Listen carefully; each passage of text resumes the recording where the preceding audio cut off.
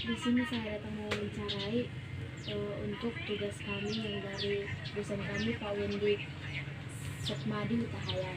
Di sini saya akan mewawancarai Ibu sebagai guru agama Kristen di SD Perumnas. Baiklah Bu, kita mulai saja Bu. Pertanyaan pertama saya, biodata Ibu. Dari mana, tambatan dari mana Ibu? Terus bagaimana bisa Ibu jadi guru SD di sini? Baik, saya akan memberikan biodata saya. Nama saya Lumeng Gasilalahi, lahir di Tarutung pada tanggal 4 Mei 1963. Dan pendidikan saya pertama kali dari PGAK Tarutung, lulusan tahun 82. Mengambil S1 dari STTAS Sinagoge Medan pada tahun 2014, dan saya bertugas sebagai guru agama diangkat pada 1 April 1984 dan ditempatkan di Kabupaten Tapanuli Utara sebagai guru agama Kristen Protestan dan Katolik. Dan sampai sekarang saya benar-benar sebagai guru agama yang dipercayakan oleh pemerintah di SD 178 Pak 92 Perumnas Pagar Batu. Dan itulah biodata yang bisa saya berikan kepada kami. Baik Bu, terima kasih. Pertanyaan kedua saya kan Bu, dari manakah Alkitab berasal menurut Ibu atau umumnya? Ya, Alkitab itu berasal dari orang-orang yang sudah diilhami oleh kuasa Allah yang menuliskannya itu, dan yang diterjemahkan oleh orang-orang contohnya orang kita diterjemahkan dari bahasa Ibrani, diterjemahkan kepada bahasa Batak dan juga bahasa Indonesia. Gitu. Terima kasih Bu. Apakah isinya menurut Ibu benar-benar terjadi? Isi daripada Alkitab itu benar-benar nyata terjadi dalam kehidupan manusia, dari sejarah-sejarah penulisan-penulisannya, dan juga nyata yang dibawakan oleh Tuhan Yesus Kristus sebagai juru selamat manusia. Terima kasih Bu. Pertanyaan ketiga saya, siapakah Allah itu? Allah itu Esa, Allah itu adalah Alfa Omega, dan yang tidak bermula dan tidak berakhir, pencipta bumi beserta isinya. Bagaimanakah sifat-sifat Allah menurut Ibu? Sifat Allah itu adalah Esa. Iya. Itu. Pertanyaan keempat saya, dari manakah manusia berasal? Manusia itu berasal dari penciptaan Allah, dari debu tanah. Menciptakan Allah dia menurut gambar dan rupa Allah yang disebut dengan Imago Dei. Apakah yang dimaksud dengan roh dan jiwa? Roh itu dari Allah, jiwa itu adalah pemberian daripada Allah. Ya. Dan pertanyaan kelima saya, apa sajakah yang termaksud dosa? Apakah akibat dari dosa? Dosa itu pelanggaran yang dilakukan oleh setiap manusia, dan akibat daripada dosa itu adalah hukuman dan kematian yang kekal.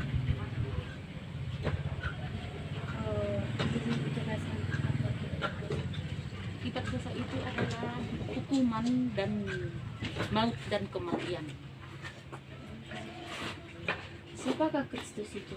Kristus itu adalah anak Allah yang tunggal. Kristus itu adalah juru selamat manusia yang dilahirkan oleh Maria dan menderita seperti pengakuan Imam Rasul orang Kristen. Mengapa Kristus harus mati dan bangkit? Kristus mati setelah sesuai dengan janji daripada Allah untuk menyelamatkan manusia dari dosa-dosa. Pertanyaan ketujuh saya Bu, bagaimana cara manusia dapat selamat dan masuk ke dalam surga? Cara manusia selamat dengan percaya kepada Tuhan Yesus dan melakukan perintah dan mengikuti ajaran-ajaran daripada Tuhan Yesus Kristus. Yang kedelapan, apa yang dimaksud dengan gereja? siapakah pelayan-pelayan siapakah pelayan di gereja menurut Ibu? Gereja artinya tempat persekutuan orang Kristen yang percaya kepada Tuhan Yesus. Dan pelayan gereja itu ditetapkan oleh sebagai pendeta atau gembala dan yang lain sebagainya. Pertanyaan ke-9 saya, siapakah malaikat itu menurut Ibu? Malaikat itu adalah sebagai penolong, sebagai yang menyatakan janji Allah kepada manusia, dan malaikat itu bertugas untuk menyampaikan pesan-pesan Allah kepada manusia. Baik Ibu. Menurut Ibu lagi itu, siapakah iblis itu, Bu? Iblis itu adalah suruhan ataupun utusan dari malaikat Lucifer yang untuk menggoda, untuk mengganggu kenyamanan manusia, untuk jauh daripada Allah. Terima kasih, Bu. Pertanyaan yang terakhir saya kan, Bu, yang 10, apakah yang terjadi pada saat kiamat? Jadi pada saat kiamat itu adalah hukuman, ya. Kiamat itu adalah hukuman.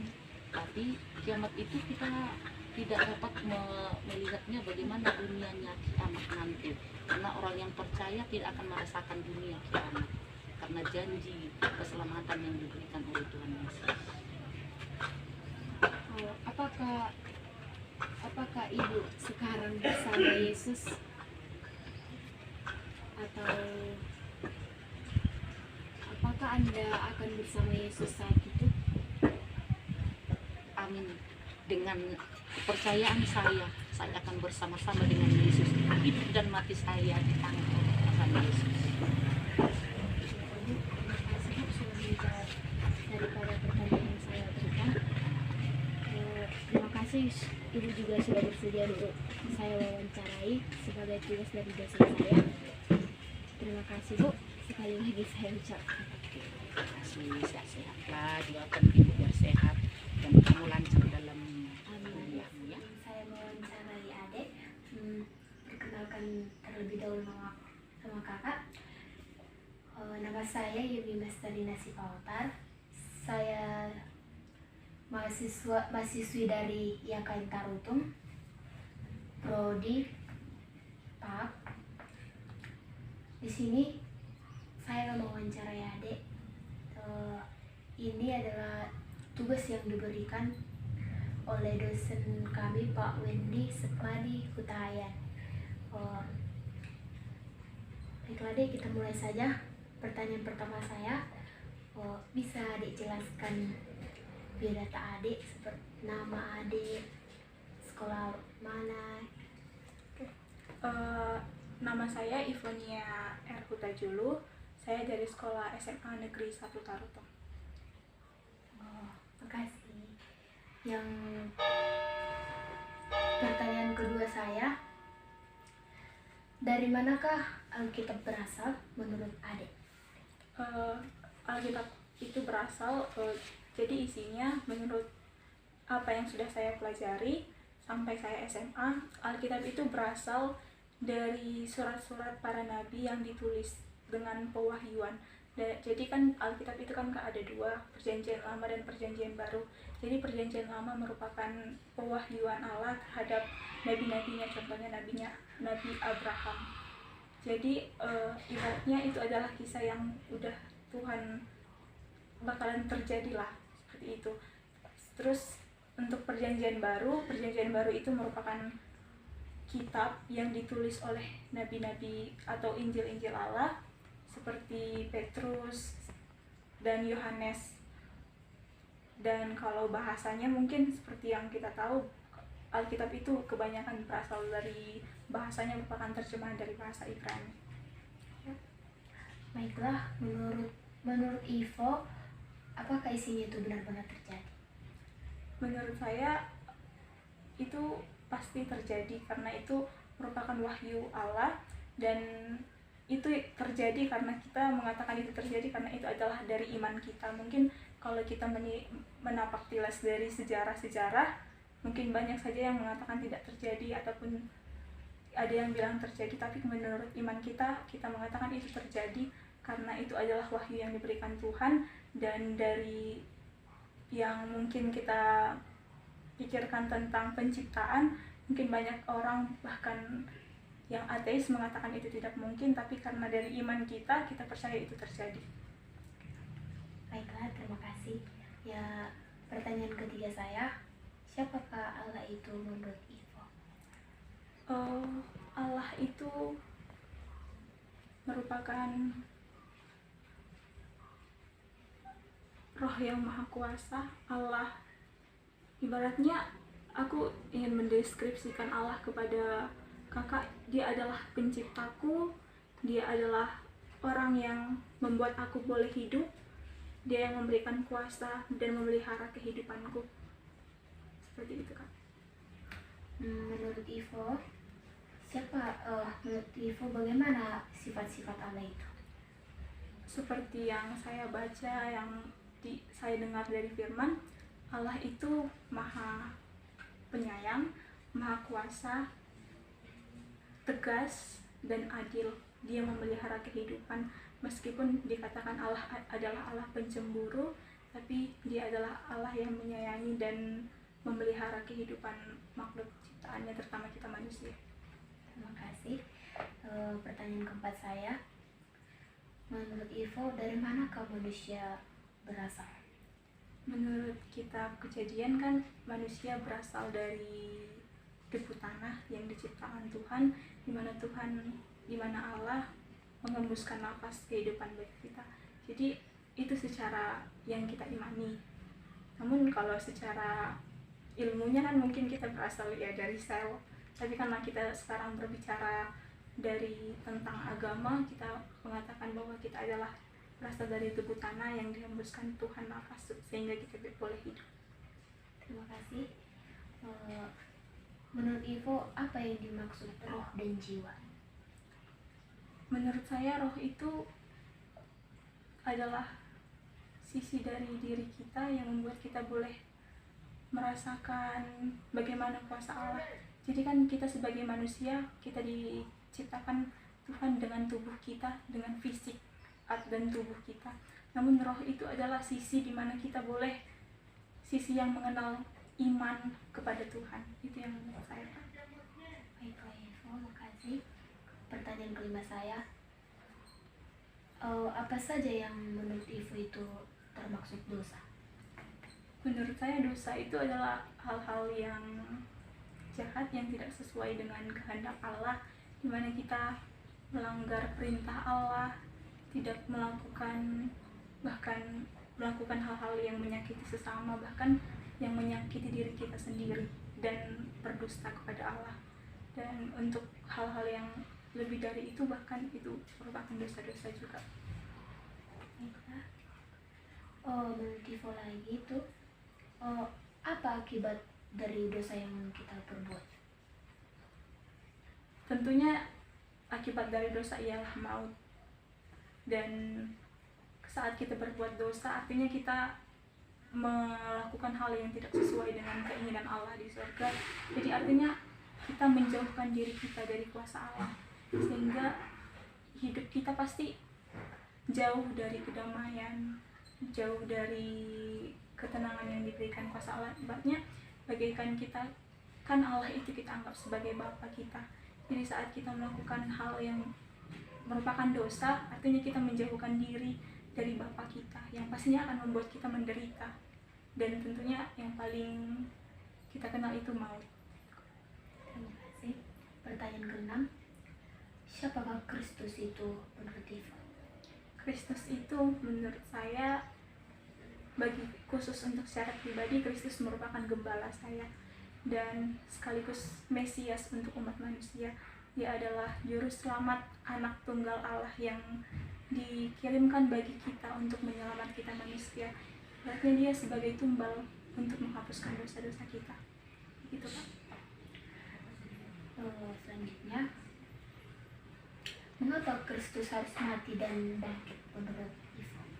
Ya, menurut saya Kristus itu harus mati seperti kan tertulis dalam Yohanes 3 ayat 16, karena begitu besar kasih Allah pada dunia ini sehingga dia mengaruniakan anaknya yang tunggal supaya kita selamat, supaya kita bangkit dari terpuruk ataupun kuatnya kuasa dosa yang melingkupi manusia saat ini. Jadi Kristus itu harus mati karena itu merupakan sudah jadi perjanjian untuk Allah untuk menyelamatkan kita. Jadi dia harus mati untuk membebaskan kita dari segala dosa-dosa.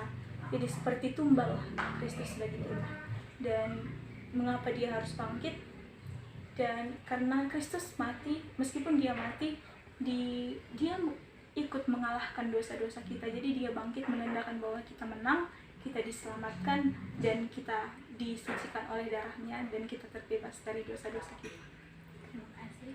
Pertanyaan ketujuh, bagaimana cara manusia dapat selamat dan masuk ke dalam surga?